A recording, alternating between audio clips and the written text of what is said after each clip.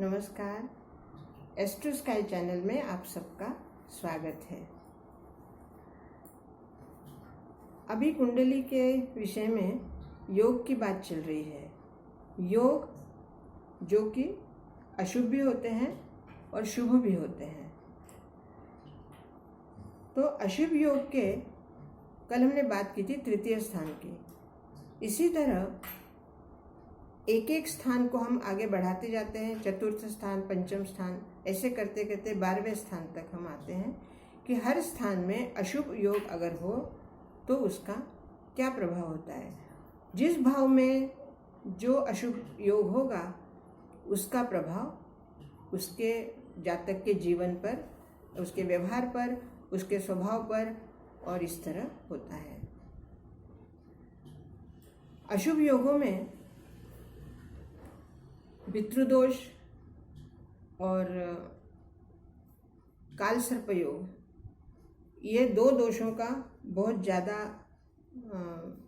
बात होती है। इन दो दोषों की, काल सर्प योग के बारे में कई विद्वानों का अलग अलग मत है। कोई इस काल सर्प योग को मानते हैं, कोई नहीं मानते हैं। लेकिन वैज्ञानिक तरीके से अगर देखा जाए तो जब भी राहु केतु के बीच में एक तरफ 9-7 ग्रह आ जाते हैं तो उन 7 ग्रहों का कुछ कुप्रभाव जातक के ऊपर अवश्य होता है। अब आप उसे काल सर्प योग माने या ना माने, लेकिन वो एक कुयोग जरूर बनता है। और जिस स्थान से राहु जिस स्थान में होता है उस स्थान से जब हम गिनते हैं और 7वें स्थान पर केतु, और इस तरह से जिस स्थान में राहु होता है उस स्थान में उस सर्प का या उस नाग का मुख माना जाता है और उनके अलग अलग नाम हैं।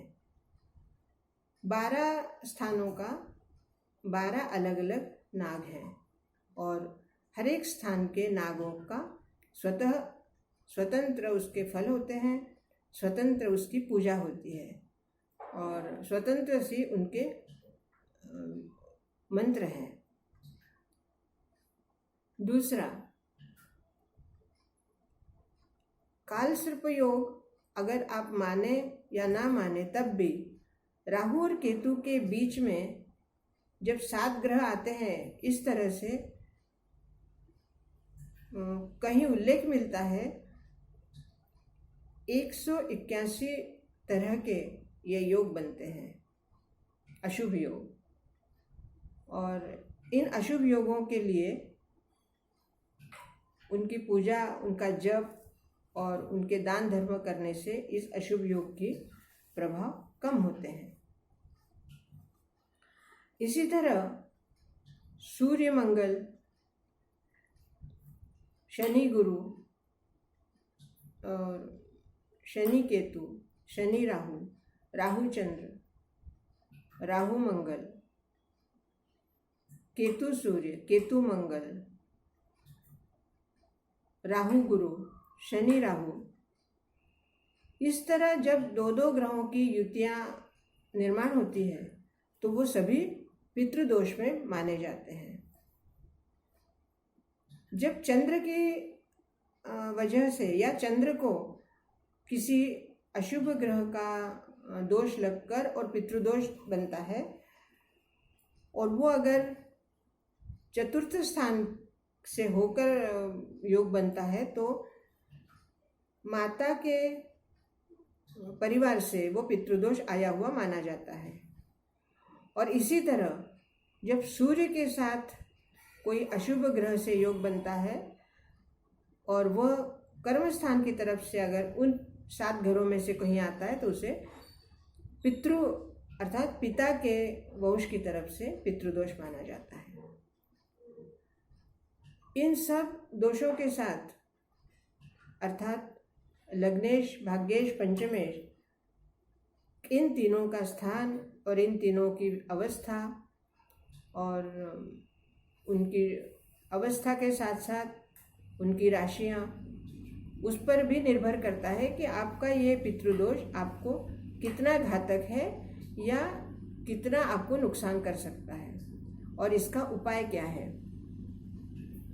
हर एक पितृदोष का और शांति और उसके उपाय अलग होते हैं, मंत्र अलग होते हैं, दान अलग होते हैं और इनका जब विधि विधान से पूजन किया जाता है बगैर किसी दोष के, अर्थात कई जगह ये देखा गया है कि कालसर्प योग या पितृदोष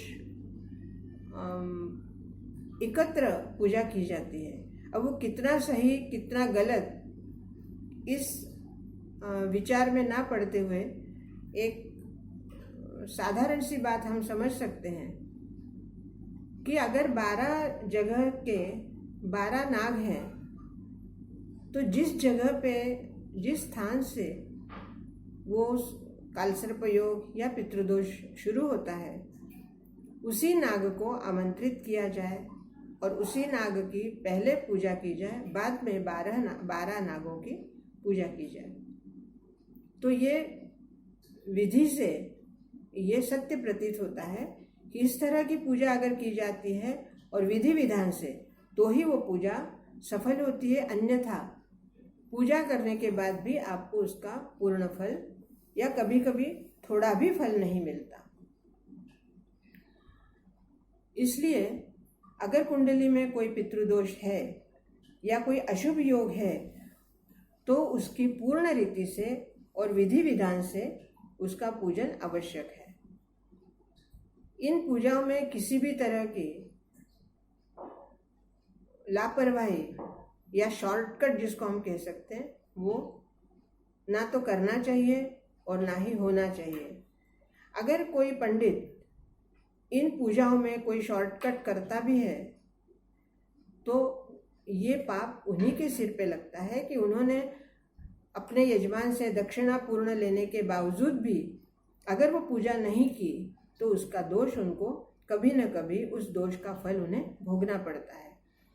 इसलिए कोई भी शांति या कोई भी पूजा करते समय पुरोहित को अर्थात पंडित को या गुरुजी को, जो मराठी में गुरुजी कहते हैं, तो उस पंडित को ये ध्यान रखें कि अगर हम पूजा कर रहे हैं तो यजमान से दक्षिणा अगर ली है तो दक्षिणा के अनुसार उनका पूजन पूर्ण विधि विधान से करें, अन्यथा आप पूजा के लिए मना कर सकते हैं। लेकिन अधूरी पूजा करना या पूजा में शॉर्टकट करना वो जातक के लिए भी हानिकारक है और पंडित के लिए भी हानिकारक है, क्योंकि अगर हम किसी की दक्षिणा लेकर कोई कार्य करते हैं तो उस कार्य को अगर हमने पूर्ण रीति से संपन्न नहीं किया तो उसका दोष आपको ही लगता है। इस तरह से कुंडली के दोषों का वर्णन आता है और कुंडली के दोषों का निवारण भी आता है। दोस्तों, इसके बारे में अगर आपके कोई प्रश्न हो, अगर कोई जनरल प्रश्न हो तो आप कमेंट्स में भी पूछ सकते हैं। अगर आपका कोई निजी प्रश्न हो तो आप ईमेल से भी पूछ सकते हैं और इसके बारे में आपकी राय बताइए और मेरे चैनल को सब्सक्राइब कीजिए, बेल बजाइए, लाइक कीजिए और शेयर भी कीजिए ताकि और लोग भी इसका लाभ उठा सकें। बहुत बहुत धन्यवाद।